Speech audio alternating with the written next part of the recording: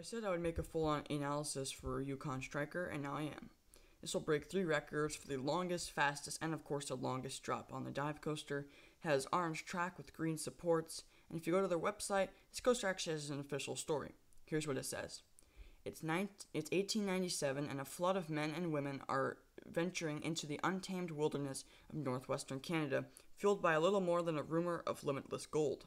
The headwaters of the Yukon spread in an unforgiving landscape, tempting newcomers with the promise of riches that lay buried in ice-cold river beds throughout the Klondike. Most prospectors are doomed to fail. The journey is treacherous along the Chilkoot Trail, a steep and punishing climb high into the coastal mountain range. The seasons are extreme, and the backcountry, for all its raw beauty, is unyielding. Among the lawless boom towns and outposts, only a few will succeed in this quest for glory.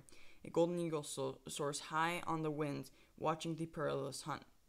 Who will endure the longest journey? Who will conquer the tallest mountain pass, the treacherous terrain, and rise worthy of the name Yukon Striker?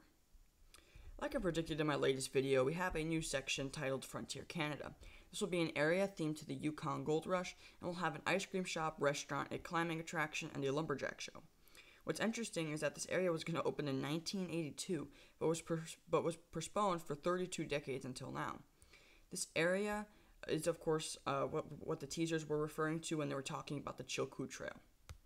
Back to the coaster, this thing has B&M Vestas trains with 3 rows, seating 8 across for 24 people per train, with 3 trains. The coaster will last around 3 minutes, with 3,625 feet of track.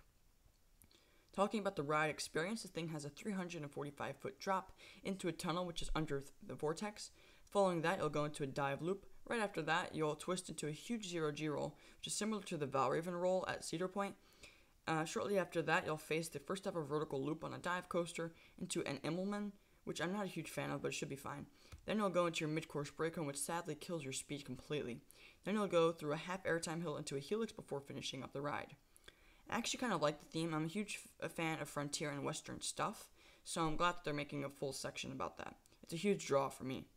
Talking about where this might compare and rank against other parks or rides in the park, I can't really judge because I haven't been to this park, but I'm pretty certain that this will not be better than Leviathan or Behemoth. Like I said, it's hard to judge, but judging by the B&M Giga I have ridden, the B&M Hypers I've ridden, and then of course the dive coasters I've ridden, I'm pretty sure that this will be a good number 3. I know a lot of people are incredibly disappointed by this addition, and while I think that by itself it's not the most impressive coaster ever, it will probably be the best dive coaster, and it's a great fit for the park. A lot of enthusiasts hate dive coasters because they're boring, but this looks to be a great fit for the park. So there's nothing to complain about. It has a great layout and a cool theme. I know that this is a super unpopular opinion, but I'm pumped to see the ride in action once it's complete, and it's exactly what the park needed. The park needed a high capacity ride that was a crowd pleaser, and that's what they got. Not every ride has to be Steel Vengeance. Thanks for watching, everyone. My name is Coaster Cupcake. You can check out some other Yukon Striker videos up on my channel. I'll catch you all next time.